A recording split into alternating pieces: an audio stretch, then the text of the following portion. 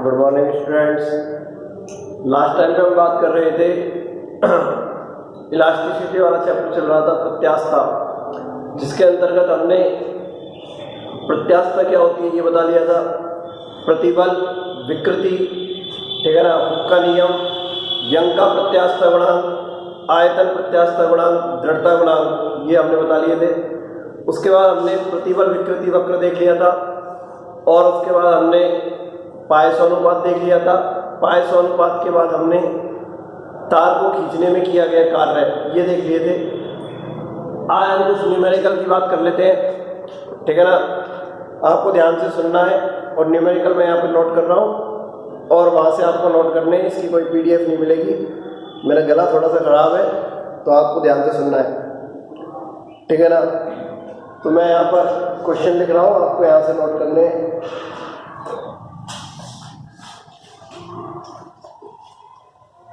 इधर देखना, पहला क्वेश्चन है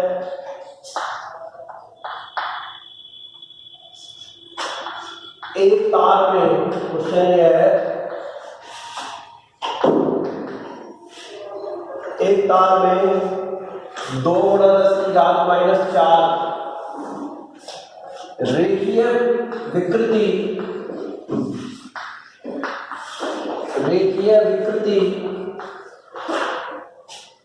उत्पन्न करने से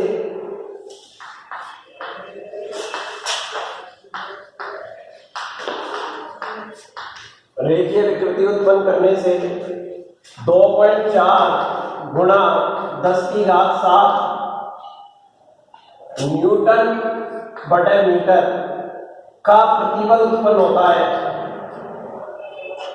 का प्रतिबल उत्पन्न होता है, का प्रतिबल उत्पन्न होता है।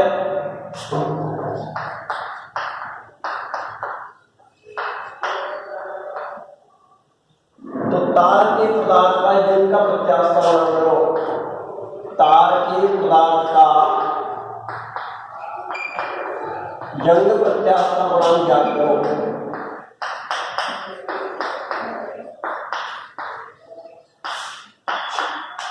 गुणांक ज्ञात करो।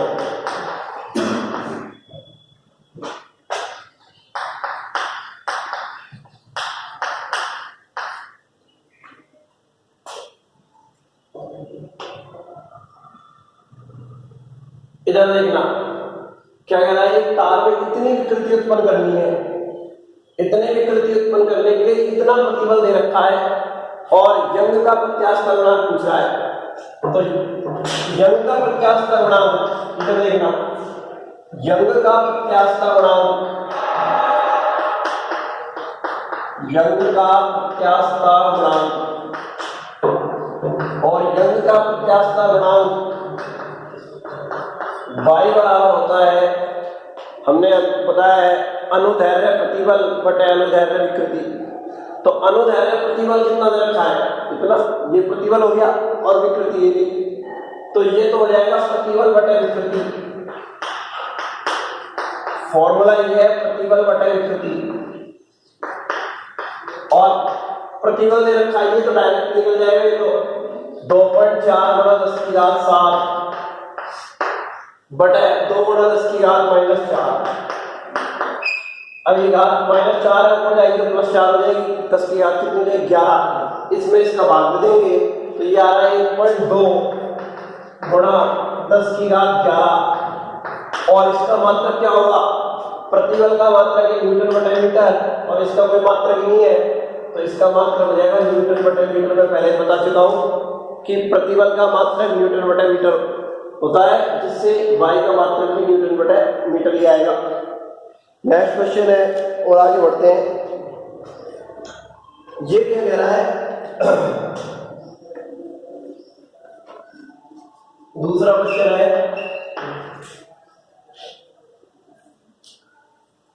एक संरचनात्मक इस्पात की छड़, एक संरचनात्मक इस्पात की छड़, इस्पात की छड़ की त्रिज्या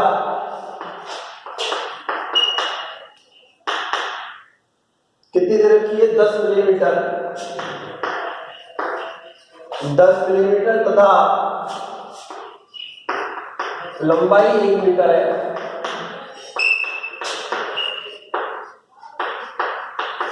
लंबाई 1 मीटर है। 100 किलो न्यूटन, 100 किलो न्यूटन का एक बल, 100 किलो न्यूटन का एक बल F इसकी लंबाई की दिशा में, लंबाई की दिशा में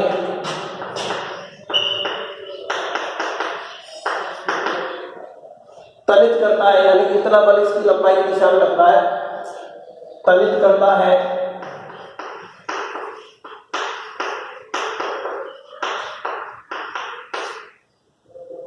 तो क्या क्या याद करना है? एक तो निकालना है प्रतिबल और एक पूछ रहा है विस्तार।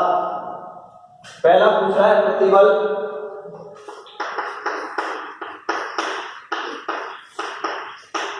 दूसरा पूछ रहा है विस्तार।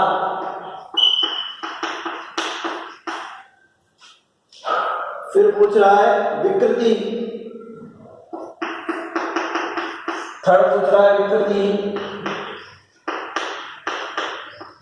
और इसके लिए हमको y दे रखा है, यंग का प्रत्यास्थ गुणांक ये भी दे रखा है। इस बात के लिए 2 गुणा 10 की घात 11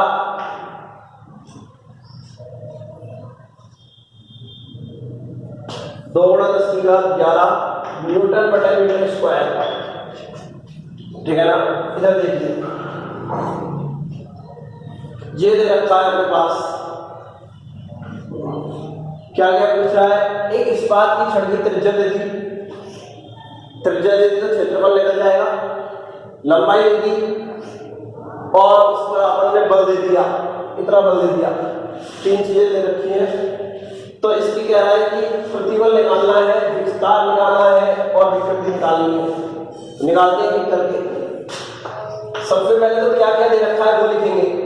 सबसे पहले दे रखी है त्रिज्या, त्रिज्या दे रखी है R, R दे रखी है कितनी? 10 मिलीमीटर और 10 मिलीमीटर दे रखी है, तो इसको हमको मीटर बदलना पड़ेगा। तो ये हो जाएगा 10 गुणा 10 की घात -3। मिली कितना होता है? मैंने आपको बताया हुआ 10 की घात -3 होता है, तो ये मीटर बदल गया। लंबाई, लंबाई हम L लेते हैं। L कितनी दे रखी है? ये त्रिज्या दे रखी थी, ये लंबाई दे रखी है, लंबाई दे रखी है तार की 1 मीटर और उस पर बल दे रखा है F 100 किलो न्यूटन। तो भाई किलो न्यूटन है, इसको न्यूटन में बदलना पड़ेगा। ये हो जाएगा 100 गुणा 10 की घात 3 न्यूटन। कितना हो जाएगा ये? 100 गुणा 10 की घात 3। तो क्या क्या निकालना है? प्रतिबल निकालना है पहला। इधर देखो, प्रतिबल क्या होता है? प्रतिबल होता है बल बटा क्षेत्रफल। तो बल तो दे रखा है लेकिन क्षेत्रफल नहीं दे रखा। क्षेत्रफल किससे मिल जाएगा? त्रिज्या दे रखी है तो पाई r स्क्वायर से। ठीक है ना? तो कहने का मतलब है पहला निकालना है प्रतिबल। सारे फॉर्मूले आपको याद है तो आप कर सकते हैं। प्रतिबल होता है F बटे A और प्रतिबल कितना दे रखा है बाद में कर लेंगे पहले। और क्षेत्रफल कितना होता है? पाई r स्क्वायर। तो पाई r स्क्वायर। अब मान कर देंगे बल कितना हो गया? 100 गुणा 10 की घात 3। पाई का मान कितना है? 3.14। आर का मान कितना है? 10 गुणा 10 की घात -3 का होल स्क्वायर। अब भाई गुणा जोड़ बाकी भाग तुम्हारे को आने चाहिए। इसको गुणा जोड़ बाकी थोड़ी करके दिखाऊंगा मैं। इसका गुणा करना भाग करना तुम्हारे को आने चाहिए। इसको 2 बार गुणा करना है, जो आएगा इसको भाग देना है गुणा करके। ठीक है ना? मैं डायरेक्ट आंसर बता रहा हूँ। यहाँ से ये आ रहा है 3.18 गुणा 10 की घात 8 और मात्रक क्या आएगा? प्रतिबल का बल बटा क्षेत्रफल। बल कितना होता है? न्यूटन, क्षेत्रफल मीटर स्क्वायर में। यहाँ पर एक बल दे रखा था न्यूटन बटा मीटर स्क्वायर और ये मीटर बटा मीटर स्क्वायर है। ये प्रतिबल का मात्रक मीटर बटा मीटर स्क्वायर होता है, मीटर बटा मीटर नहीं होता। तो न्यूटन बटा मीटर स्क्वायर है सवाल में, ठीक है ना। दूसरा है विस्तार। इधर देखना विस्तार। विस्तार माने हमने कहा था पहले, हम इस चैप्टर में पूरे में बात कर चुके हैं, एक तार है एल लंबाई का, जिस पर बल लगाते हैं तो उसकी लंबाई में कितनी वृद्धि होती है, डेल एल वृद्धि होती है। तो वो विस्तार डेल एल का, तो वाई लंबाई में वृद्धि, तो लंबाई में वृद्धि पूछ रहा है। विस्तार का मतलब क्या पूछ रहा है, लंबाई में कितनी वृद्धि हुई है, लंबाई में वृद्धि पूछ रहा है, डेल एल ये पूछ रहा है, ठीक है ना। इधर देखो y बराबर होता है क्या, f बटे a upon del L upon L, ये होता है। ये निकालना है हमारे को। इधर देखना कैसे निकलेगा, क्योंकि मैं जानता हूं, इधर देखना y बराबर, ये ब्लैक बोर्ड में नीचे जगह नहीं है इसलिए सामने लिख रहा हूं, तुम्हारे को नीचे लिखना है। y बराबर f बटे a और ये होता है डेल एल अपॉन एल, तो ये होता है फॉर्मूला। अरे y बराबर ये फॉर्मूला होता है, चूंकि y यंग का प्रत्यास्थ गुणांक, ये फॉर्मूला है प्रतिबल बटे विकृति। तो F बटे ए तो प्रतिबल होता है और डेल एल बटे एल क्या होता है, विकृति। तो F बटे ए बटे डेल एल अपॉन एल, तो ये हो गया। यहां से क्या क्या चीज दे रखी है, अब देखो तुम, y दे रखा है, F दे रखा है, a दे रखा है, अरे ये निकल जाएगा पाई आर स्क्वायर से, l दे रखा है और डेल एल निकल जाएगा यहां से। तो यहां से डेल एल तुमको नीचे दिखना है, इसके नीचे, ठीक है ना, यहां जगह नहीं है इसलिए मैं आगे लिख रहा हूं, इसके आगे तुमको नीचे लिखना है। तो यहां से डेल एल इक्वल टू हो जाएगा, यहां से डेल एल का मान हो जाएगा, डेल एल का चला जाएगा एफ एल अपॉन ए वाई। अरे यही तो होगा, ये डेल एल इधर चला जाएगा, वाई इधर आ जाएगा, एफ एल अपॉन ए वाई हो जाएगा। अब मान रख दो एफ का मान कितना है, या फिर ऐसे लिख देता हूं इसको, F L upon pi R square Y, कोई दिक्कत थोड़ी है, एक को पहले पाई आर स्क्वायर लिख दिया। एफ का मान कितना दे रखा है, ये दे रखा 100 गुणा 10 की घात 3, एल का मान 1 दे रखा है मीटर में, पाई का मान तो सब जानते हैं 3.14, ठीक है ना। आर स्क्वायर, आर का मान कितना दे रखा है 10 गुणा 10 की घात -3 का होल स्क्वायर, और y का मान कितना है, y का मान है ये दे रखा है 2 गुणा 10 की घात 11, ठीक है ना, 2 गुणा 10 की घात 11 दे रखा है। तो यहां से जब तुम सोल्व करोगे, सोल्व करना तुम्हारा काम है। अरे सोल्व तो कर सकते हो ना, इसको गुणा करेंगे, नीचे इसको गुणा करेंगे, 2 बार गुणा करेंगे और जो भी आएगा वो आंसर लिखना है। ये आंसर आ रहा है 1.592 गुणा 10 की घात -3 मीटर, इतना आ रहा है, ठीक है ना। अरे भाई कुछ नहीं, सब बात दे रखी थी, त्रिज्या दे रखी है, इससे क्षेत्रफल निकल जाएगा, लंबाई दे रखी है, बल दे रखा है, तो प्रतिबल निकल गया। लंबाई में वृद्धि, y का फॉर्मूला ये होता है, तो लंबाई में वृद्धि यहां से निकल जाएगी ये फॉर्मूले से, ठीक है ना। अब विकृति हो रहा है, मैं यही कहां से था फिर मिटा दूंगा एक साथ ही। थर्ड पूछ रहा है विकृति, और विकृति तो मैं जानता ही हूं क्या होती है, डेल एल अपॉन एल। अरे यही तो विकृति थी, डेल एल अपॉन एल थी, एल ऊपर चला गया, ये विकृति थी, ये प्रतिबल था। प्रतिबल बटे विकृति होती है, प्रतिबल तो ये रहा, विकृति ये रही, डेल एल बटे एल। तो विकृति पूछ रहा है डेल एल, और डेल एल का वैल्यू तो क्या है, आगे ना भी डेल एल की वैल्यू 1.592 इंटू 10⁻³ लंबाई कितनी है 1, अरे 1 मीटर तो इतनी आ जाएगी फिर दोबारा विकृति 1.592 इंटू 10⁻³ मीटर। मात्रा लगाना जरूरी है, यदि तुमने मात्रा नहीं लगाया तो आधे नंबर कट जाएंगे, ठीक है ना। मात्रा लगाना जरूरी है, उसका क्या मात्रा क्या। तो ये 2 सवाल देख लिए हमने, और आगे बात करते हैं। इसको मैं रफ कर देता हूँ, एक सेकेंड।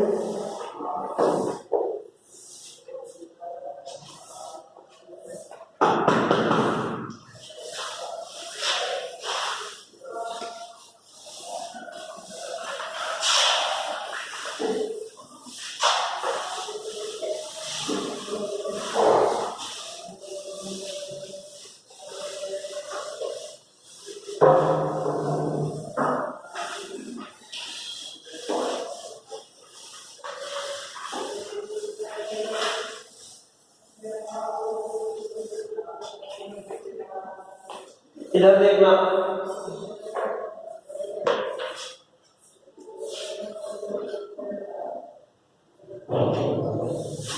नेक्स्ट क्वेश्चन है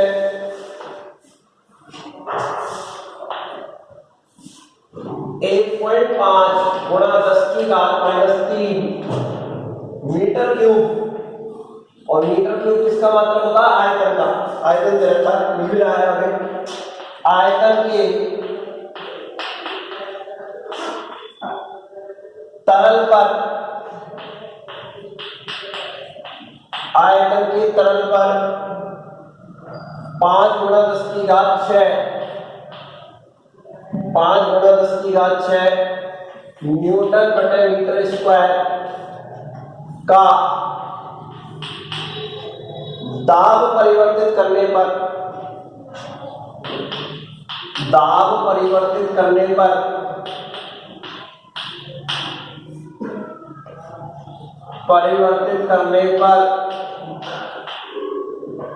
उसमें 3 गुणा 10⁻⁷ मीटर क्यूब की कमी हो जाती है।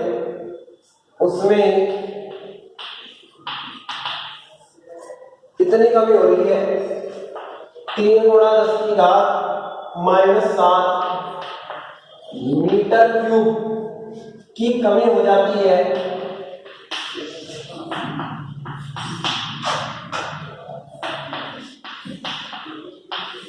यानी कि पहले इतना आयतन था, इतना दाब लगाया, और दाब लगाने पर इतनी कमी हो गई उसमें, ठीक है ना। तो कह रहा है कि इसका आयतन प्रत्यास्थ गुणांक करो, ज्ञात करना है। कमी हो जाती है तो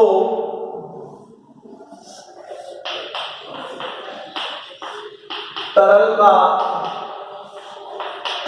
आयतन प्रत्यास्थ गुणांक ज्ञात करो। तरल का आयतन प्रत्यास्थ गुणांक ज्ञात करो, ये कह रहा है। इधर देखना, आयतन प्रत्यास्थ गुणांक मैंने आपको बताया था कि आयतन प्रत्यास्थ गुणांक होता है अभिलंब प्रतिबल बटे आयतन विकृति होता है, ठीक है ना। ये मैंने आपको बताया था, और मैंने आपसे ये भी कहा था, जब इसका सूत्र निकल के आया था F/A, और नीचे क्या था ΔP/V, और F/A को अपन ने क्या माना था P, ठीक है ना। तो F/A बराबर P हो गया था, PP/ΔV आया था इसका सूत्र। तो इधर देखो क्या क्या चीज तो दे रखी है सॉल्यूशन में। इतना इसका प्रारंभिक आयतन है, अरे प्रारंभिक आयतन ये तो है, तो प्रारंभिक आयतन, और प्रारंभिक आयतन है कितना? V। प्रारंभिक आयतन होता है V, तो V बराबर कितना दे रखा है? 1.5 × 10⁻³ मीटर क्यूब, ठीक है ना। और इस पर दाब कितना लगा रखा है? ये दाब दे दिया P, दाब P दे दिया कितना? 5 गुणा 10⁻⁶ न्यूटन पर मीटर स्क्वायर। और उसमें आयतन की कमी हो जाती है। कमी, आयतन में कमी को मैंने आपको बताया था ΔV होता है। आयतन में कमी, आयतन में कमी और वो ΔV, और आयतन में कमी कितनी देखी? इतनी, इतना आयतन था, इतना कम हो गया 10⁻⁷ मीटर क्यूब। अब कई तो पता क्या कहेंगे, और पहले तो आयतन 1.5 था, अब आयतन 3, 1.5 में से 3 कम कैसे हो गया? अरे घात है 10⁻³ और यहाँ 10 की घात कितनी है? -7, तो 10⁻⁷ 10⁻³ से क्या रहता है? कम रहता है, ठीक है ना। ये हो गया। तो आयतन प्रत्यास्थ गुणांक ज्ञात करना है। आयतन प्रत्यास्थ गुणांक मैंने क्या माना था? K, ठीक है ना। आयतन प्रत्यास्थ गुणांक, आयतन प्रत्यास्थ गुणांक K, और K का फॉर्मूला होता है PV/ΔV। ये होता है, माइनस भी होता है, लेकिन माइनस किसको दर्शाता है? कमी को दर्शाता है। तो कमी को पहले दे रखी है उसमें तो माइनस को लेने की कोई बात ही नहीं है। तो ये फॉर्मूला हो गया हमारे पास डायरेक्टली। तो P का मान दे रखा है 5 × 10⁶। अरे मुख्य फॉर्मूला क्या था, F/A डेल P/V, और F/A को मैंने क्या लिखा था, P, ठीक है ना। तो ये फॉर्मूला था 5 × 10⁶। आयतन कितना है, 1.5 × 10⁻³ और ये हो जाएगा 3 × 10⁻⁷, ठीक है ना। और ये तो कट गया 2 बार 1.5 से, ठीक है ना। ये हो गया 2.5 और ये हो गया 10⁻³ 3, ऊपर आएगा 7, तो कितना हो जाएगा 10⁻10। तो ये आ जाएगा 2.5 × 10⁻10, यानी कि इतना आ गया। और इसका मात्रक क्या होगा, इसका कोई मात्रक होता ही नहीं है, मैंने पहले बताया था। विकृति का दाब का कितना होता है, जो प्रतिबल का होता है, प्रतिबल का कितना होता है, Nm/m²। Nm/m² प्रतिबल का होता है। तो ये मात्रक आ गया। एक सवाल और देख लेते हैं।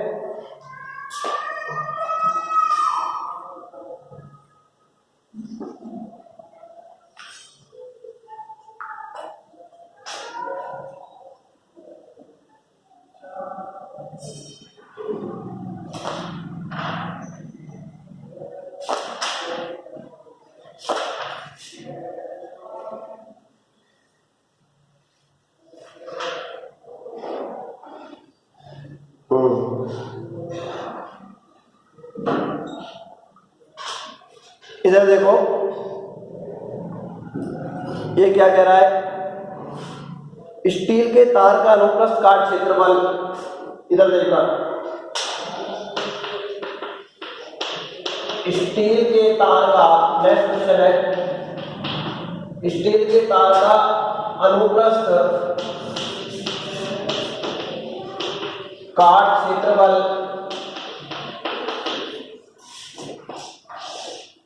अनुप्रस्थ काट क्षेत्रफल 1 cm² है। यह लगा, उसकी लंबाई को गुना करने पर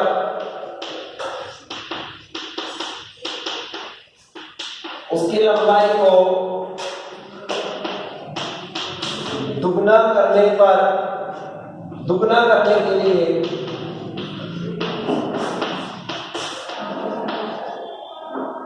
कितने बल की आवश्यकता होगी, कितने बल की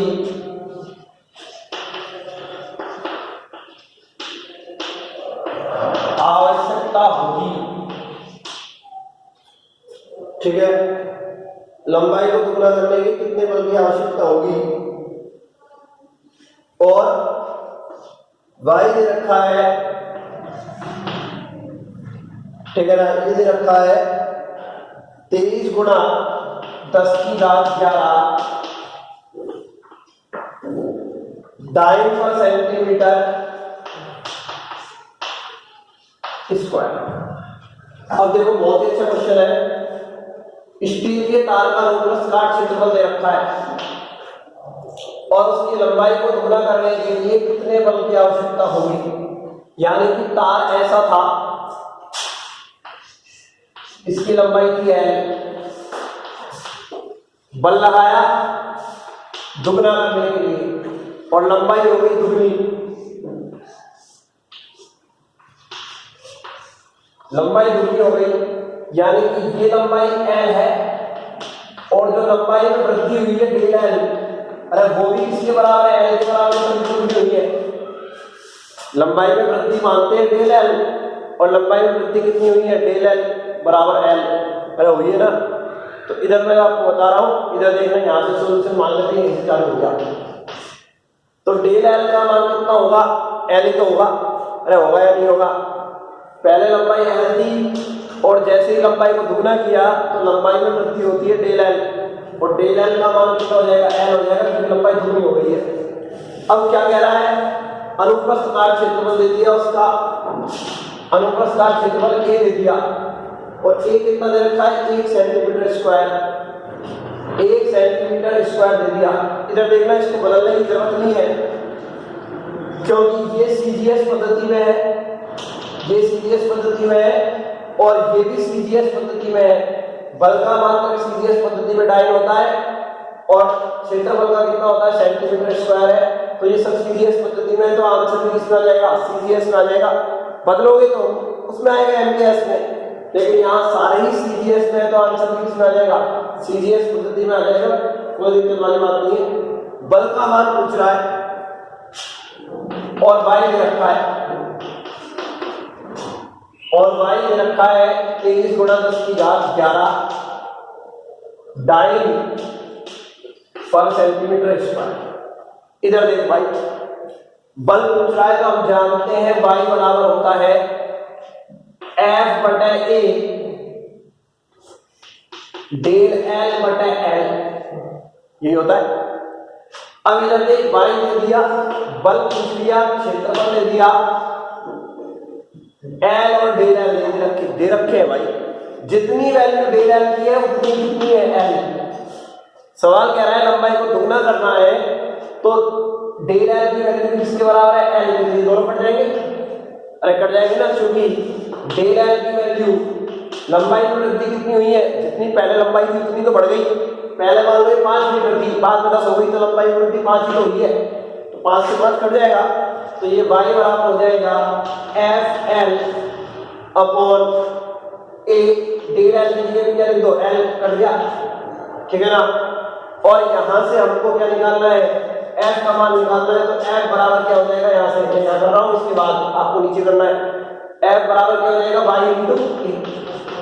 तो F बराबर हो जाएगा, y की वैल्यू कितनी है 23 गुणा 10 की घात 11 और A, तो F बराबर आ जाएगा कितना 23 गुणा 10 की घात 11, और इसका मात्रक क्या होगा बल का। अब बल का मात्रक एमकेएस में न्यूटन होता है, तो सीजीएस में होता है डाइन, क्योंकि सीजीएस में चल रहा है सारा, तो इसका मात्रक क्या होगा डाइन। अरे न्यूटन मत लगा देना, क्या आएगा डाइन आएगा, ठीक है ना। तो ये आज हमने 4 क्वेश्चन देखे हैं और 4-5 क्वेश्चन हम कल नेक्स्ट क्लास में देखेंगे, ठीक है ना। तो आप इसको पढ़िए, ये चैप्टर लगभग खत्म हो गया है। थ्योरी मैंने आपको पूरा बता ही दिया था, सब टॉपिक आपको बता ही दिए थे। अब न्यूमेरिकल चल रहे हैं और बाकी न्यूमेरिकल हम कल करेंगे। धन्यवाद।